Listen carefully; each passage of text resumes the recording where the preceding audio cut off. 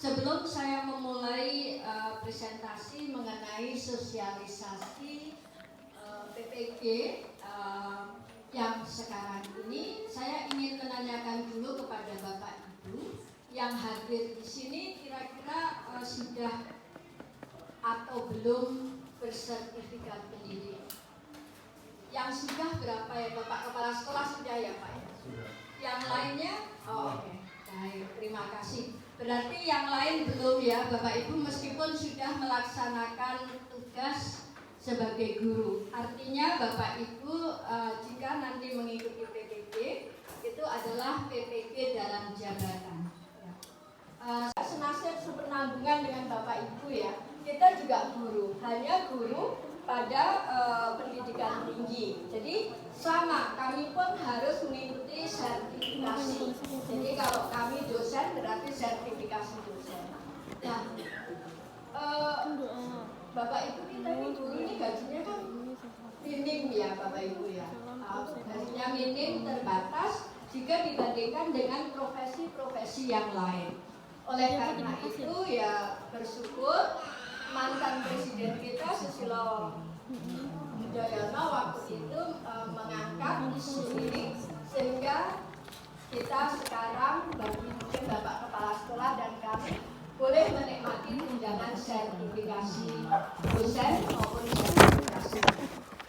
Nah, kaitannya apa sih kok tunjangan?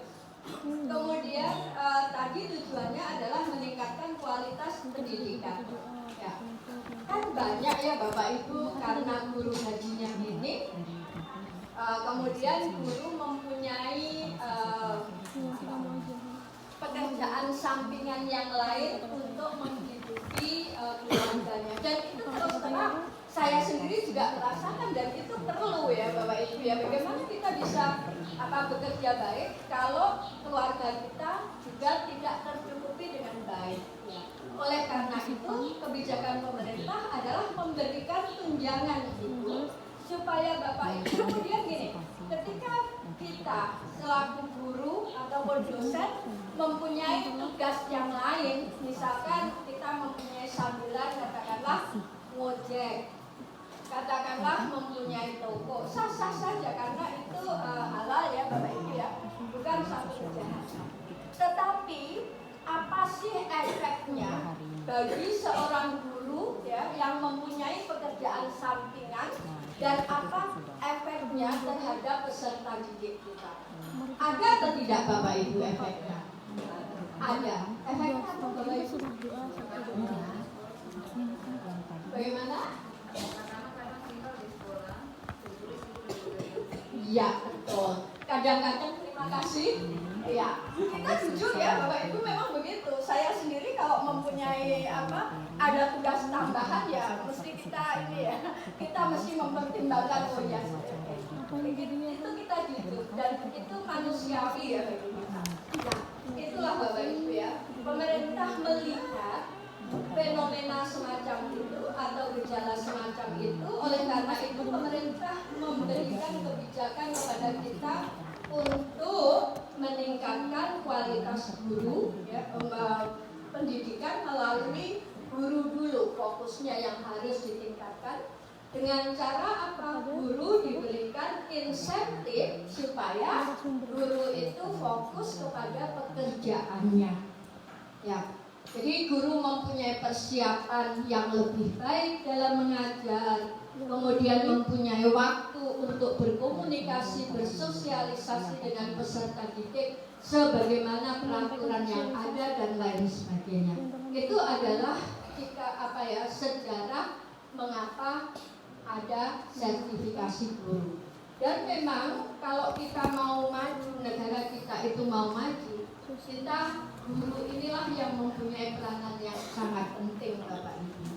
Oleh karena itu guru memang sudah selayaknya, sudah sepatutnya dijadikan profesi. Oleh karena itu maka kita berbicara tentang profesi guru. Nah, kalau di tempat lain Bapak Ibu seperti kalau kita mendengar di Finlandia, kemudian di Jepang dan lain sebagainya, menjadi guru itu adalah pekerjaan atau profesi yang terhormat. Artinya Bapak Ibu, ketika kita ingin menjadi seorang guru, ya, itu seleksinya sangat ketat dan bahkan itu dimulai dari anak sekolah, bisa ada yang dari SMP, bahkan dari SD pun bisa sudah kelihatan bakat. Karena sekarang ini kita dituntut bahwa guru yang menjadi guru itu adalah panggilan jiwa. Nah, pertanyaannya sekarang, apakah Bapak Ibu ini sudah menjadi guru yang memiliki panggilan jiwa sebagai guru? Bagaimana Bapak Ibu? Apakah sudah merupakan panggilan jiwa? Sulit ya Bapak Ibu. Ada yang kadang-kadang guru itu karena mungkin ketika kita kuliah, ya, kita mempunyai keterbatasan dengan dana. Misalkan ada saja yang mempunyai IQ yang bagus, ya, tetapi tidak mempunyai dana yang cukup. Cita-citanya ingin menjadi dokter, tapi karena keterbatasan, ya udahlah, saya di FKIP saja menjadi guru. Dan menjadi guru biasanya nanti pekerjaan itu sudah langsung kita mudah, ya, dan seterusnya dibanding dengan yang lain-lainnya, ya. Jadi kalau semacam itu, guru berarti menjadi guru bukan panggilan jiwa, tetapi situasi dan kondisi yang membuat kita menjadi guru. Ya, saya sendiri juga dari berlatar belakang demikian Bapak Ibu, tetapi pada akhirnya saya mencintai profesi saya sebagai guru, ya. Dan sejak tahun 2007 saya sudah berkecimpung di dalam pengurusan sertifikasi guru. Saya sebagai sekretaris waktu itu, kemudian setelah saya kuliah lagi untuk mengambil studi lanjut, saya kembali tahun 2017 kembali lagi mengurus PPG. Sudah kalau dulu sertifikasi guru melalui PLPG dan sekarang ini kita melalui PPG. Dan sekarang inilah maka pada kesempatan ini saya diminta pembimbing yaitu Bapak Dr. Lalu Suherman MPD untuk menyampaikan sosialisasi tentang PPG. Nah, seperti yang saya katakan tadi Bapak Ibu, PPG mestinya untuk PPG dalam jabatan itu harus selesai pada tahun 2022 ini. Namun karena kenyataannya masih banyak guru-guru yang belum bersertifikat pendidik, maka pemerintah masih mencari jalan untuk bagaimana bisa mensertifikasikan Bapak Ibu yang belum mempunyai sertifikat pendidik ini, yaitu dengan cara nanti akan diatur kembali oleh GTK, ya, dan panel MAWA, karena ini ada dua kelembagaan itu yang berkaitan erat dengan proses pelaksanaan PPG. Jadi nanti akan dikembalikan kepada LPTK masing-masing. Nah, yang seharusnya ada selanjutnya PPG itu adalah PPG prajabatan, ya. Saya tidak akan berbicara tentang PPG prajabatan, tetapi saya akan berbicara tentang PPG dalam jabatan, karena Bapak Ibu memang sudah melaksanakan tugas mengajar, ya, sehingga Bapak Ibu kalau nanti PPG berarti Bapak Ibu harus mengikuti PPG dalam jabatan. Nah, PPG dalam jabatan pada tahun 2022 itu sudah kami laksanakan, dan di berbagai wilayah di Indonesia, ya Bapak Ibu.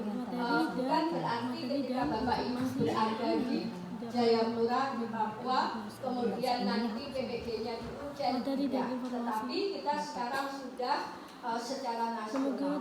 Bisa saja misalkan Bapak Ibu ini mengikuti PPG dari LPTK misalkan di Surabaya atau di Aceh dan lain sebagainya. Oleh karena itu sekarang kita harus stop, berhenti untuk meminta prioritas untuk wilayah Papua dan seterusnya. Tidak. Kalau Bapak Ibu dengan tekun melakukan, Bapak Ibu bisa bersaing dengan guru-guru lain yang ada di wilayah Indonesia di belah barat. Ya. Jadi seperti pengalaman kami beberapa kali melaksanakan PPG ini, kami mendapatkan bahkan mahasiswa dari Jakarta, dari Bekasi, dari Tangerang dan Bandung, Wonosobo, dan bahkan ada dari Trenggalek dan lain sebagainya. Kemudian tahun lalu kami mendapatkan dari Makassar dan juga dari Aceh. Nah, jadi dalam hal ini mengapa saya ceritakan seperti itu? Jadi Bapak Ibu, kemungkinan besar juga Bapak Ibu ketika PPG bukan kami nanti yang melakukan atau menyediakan alokasi untuk Bapak Ibu, tetap kepengurusannya ke Jakarta. Bapak Ibu melamarnya ke sana, nanti akan dijelaskan oleh Mbak Paula yang kebetulan beliau juga mengikuti PPG sekarang di Surabaya ya. Ya. Dan tinggal ujian UP-nya sudah selesai, tinggal ujian UP. Jadi nanti Mbak Paula akan menjelaskan bagaimana pengalaman mengikuti PPG itu. Nah, Bapak Ibu, Bapak Ibu semua, ya kan? Kalau nggak salah Bapak Ibu udah pernah dengar yang namanya diagnostic assessment yang harus dilakukan sebelum mengajar. Nah, itu saya kira bagus sekali ya. Diagnostic assessment itu kan assessment yang dilakukan sebelum kita mengajar. Kalau nggak salah ada kognitif dan ada non kognitif. Nah itu nanti di kognitifnya kita akan lihat bahwa ada beberapa materi yang kita perlukan sebelum kita mengajar materi yang dituntut oleh kurikulum atau kompetensi dasarnya. Tapi kenyataan di Papua kan seringkali siswa kita belum secara kognitifnya itu belum siap. Nah waktu itu saya salut sekali ya sama Ibu ada di Nabire, ya SMA ya. Tapi masih belum. Jadi dia mulai lagi, dia turun, cuman nanti ketika kan harus video ya, bola ya, ketika tampil itu dia tidak, jadi dia buat susun dalam, misalnya kalau 2 pertemuan dia bikin jadi 3 atau 4 pertemuan. Perjuangan dia bilang, daripada ya, akhirnya dia mulai turun, artinya dia kayak mempersiapkan dulu. Nah nanti ketika dia di PPG itu dia buat videonya udah masuk di yang penerapan, naik, analisis dan evaluasi. Dia bilang mencipta gitu. Jadi dia naik, tapi siswanya betul-betul sudah dipastikan siap. Jadi sudah tahu, sudah ingat, sudah paham begitu. Itu luar biasa ya perjuangan guru. Jadi kalau saya berpikir bahwa HOTS memang harus, tapi kita kan yang tahu siswa kita, siapa anak-anak kita, bagaimana mereka, siapkah tidak mereka gitu ya. Ya lagi-lagi tadi nyanyian kita ya, guru itu adalah pahlawan tanpa tanda jasa ya. Mari kita ngajar dengan hati ya, walaupun kita kasih waktu lagi, jangan. Karena kita harus memenuhi tuntutan kurikulum yang ada. Apalagi kalau misalnya Bapak Ibu yang sudah sertifikasi, itu harusnya berpikir kualitas lagi, bahwa saya ini mengajar sesuai dengan apa yang menjadi istilahnya itu kita sudah diberikan sesuatu yang memang betul-betul kita harus laksanakan gitu. Walaupun ya kita tidak sama mungkin ya dengan teman-teman guru di Jawa yang anak-anaknya sudah lebih siap. Kalau di Papua lebih berat. Baik. Lagi Pak? Kreatif pemecahan. Oh ya, kalau di PPG kemarin itu mungkin Mbak Paula belum sempat sampaikan, dia umumnya diharuskan menggunakan 2 model pembelajaran, yaitu problem based learning dan project based learning. Nah ini sebenarnya masih banyak sebenarnya model-model pembelajaran, tapi diharuskan dalam kegiatan PPG itu minimal yang 2 ini. Kalau saya berpikir mungkin karena dia sangat erat, sangat dekat dengan yang namanya HOTS tadi. Ketika problem based learning, nah yang mungkin Bapak Ibu perlu pastikan itu adalah matriksnya, matriks pembelajarannya. Project based itu memang kelihatannya asik ya, apalagi kalau untuk kita ya, bidang-bidang seperti bahasa Inggris, itu untuk buat project jauh lebih mudah dan lebih menarik. Tapi ingat Bapak Ibu, persiapannya harus perlu. Jadi bukan hanya sekedar project, tapi projectnya itu memang terkait dengan materi. Jadi apa tadi itu? TPACK-nya ya.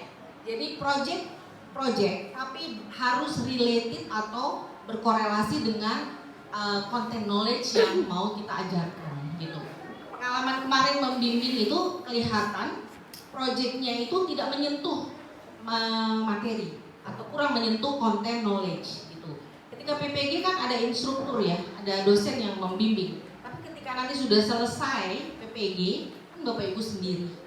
Jadi diharapkan melalui kegiatan PPG itu Bapak Ibu udah punya bayangan dan akan menjadi sesuatu yang apa ya, bahwa kalau kita di Papua bilang barang apa kan, ada yang susah ya, begitu-begitu saja. Jadi tidak susah, hanya karena belum pernah buat gitu loh.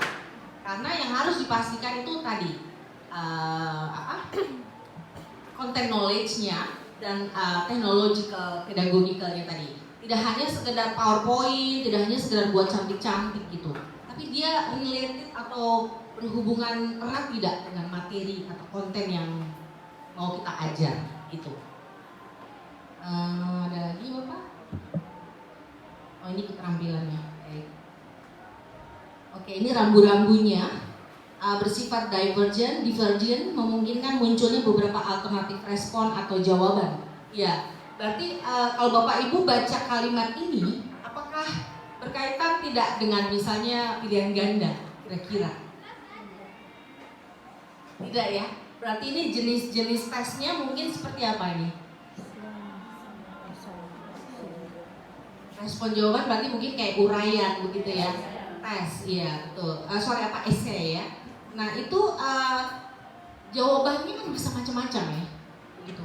Jadi Bapak Ibu nanti harus mengenal yang namanya bagaimana sistem penilaian dengan jawaban yang macam-macam seperti ini.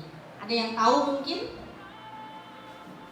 Kita harus mengenal atau membuat yang namanya rubrik penilaian. Nah, rubrik penilaian itu juga salah satu ciri di mana Bapak Ibu nanti ketika mengembangkan soal-soal HOTS. Yang nomor 2, tidak hanya mengukur kompetensi pengetahuan tapi juga proses dan sikap ya. Seperti yang tadi disampaikan, prosesnya itu seperti apa?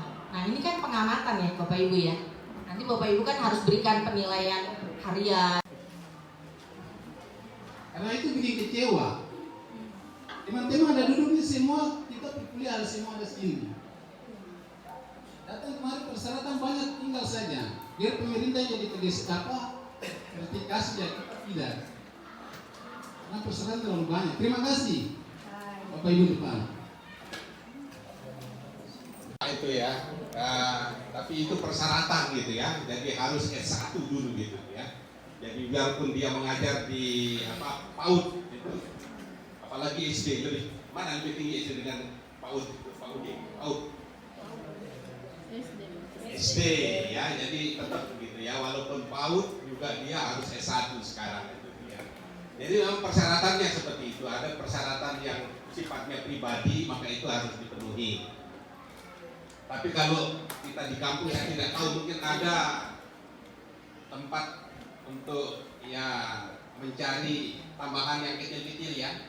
Jangan sampai Bapak Ibu guru SD ini ya sudah menghitung satu kue yang kita jual, misalnya gitu ya. Jadi sudah hitung-hitungannya itu kue laku satu berapa? 2.000. Di sini 2.000 atau 1.000? 2.000. Ada 10 anak, habis itu kita punya kue ya. Hari berikutnya ini 10 kurang, tambah lagi 20 kurang. Akhirnya kita buat 100 sejumlah anak, itu laku semua gitu ya. Jadi memang kalau dihitung satu hari berapa itu? Dari 100 anak kali 2.000, 200 dapat itu ya. Kali berapa? Satu minggu? 200 kali 1 minggu, tambah lagi 1 bulan. Itu lebih banyak kalau dihitung dengan gaji sertifikasi gitu ya. Misalnya ini, sudah begitu Bapak itu ya. Akhirnya kita males begitu itu. Tapi tadi itu kita sudah sampaikan itu supaya bagaimana Bapak Ibu kreatif ambil kesempatan itu. Itu kesempatan ini kesempatan nasional ya. Bukan untuk orang mana-mana saja, itu sudah tidak ada lagi, harus nasional. Itu tadi, makanya luar biasa itu, anak Papua ternyata bisa juga itu tembus gitu ya, PPG-nya luar begitu ya. Tapi sekarang nasional kami juga memberi pelatihan kepada tidak hanya anak-anak di Papua, tapi diutamakan yang Papua lebih dekat dari Uncen itu ya. Tapi sudah ada dari Sumatera, dari jauh. Tadi kita ketemu dalam apa namanya Zoom. Ya, kita ketemu dalam Zoom.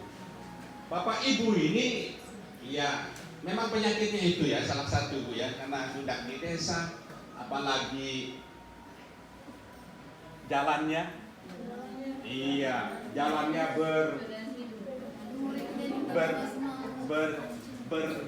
berlubang-lubang maksudnya gitu ya, jalan berlubang-lubang, belum lagi ya saya tidak tahu yang lain gitu ya, longsor dan sebagainya gitu ya, mau pergi ke kota malas gitu ya, lebih banyak yang kita pikirkan, banyak ongkos yang habis begitu ya. Tapi ya nasib ibu sebetulnya itu tadi saya katakan